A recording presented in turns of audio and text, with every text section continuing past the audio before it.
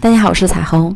没想到南瓜饼还能这样做，非油炸更健康，关键做法还简单。首先准备净重200克的南瓜，改刀切成片儿。南瓜最好选择干面型的贝贝南瓜，它的含水量少，比较好成型。切好之后装盘上锅蒸熟，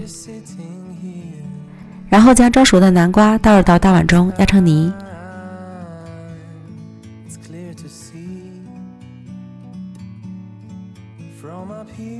再加入30克炼乳，增加奶香味儿，没有可以不放。混合均匀，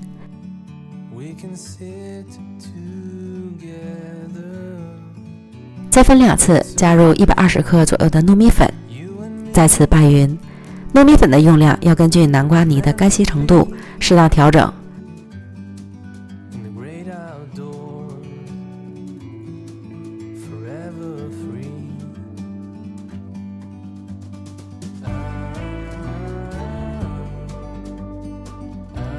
最后搅拌成不易沾刮刀的面团，像这样就行了。接着准备适量早餐饼，放上50克左右的南瓜面团，再盖上一块饼干，稍微按扁，再用刮刀将边缘抹平。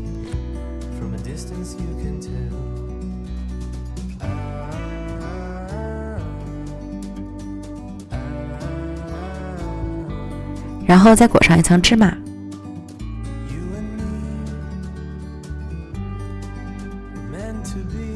捏紧实，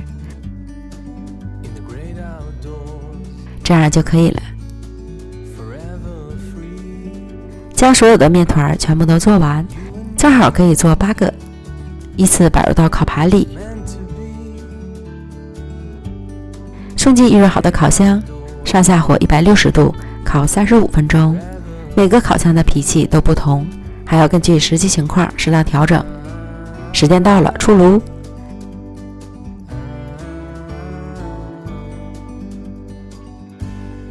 出炉后，等料汁凉透了就可以开吃了。这样的南瓜饼你吃过吗？原本酥脆的饼干吸收了南瓜的湿气，变得酥软了。南瓜糯米夹层，软软糯糯的，香气浓郁。口感微甜也不粘牙，外圈的一层芝麻也更加提升了香气，吃到嘴里真是一层比一层香。非油炸更健康的南瓜饼，做法还简单，喜欢的朋友就赶快试试吧。美食天天更新，咱们明天见，拜拜。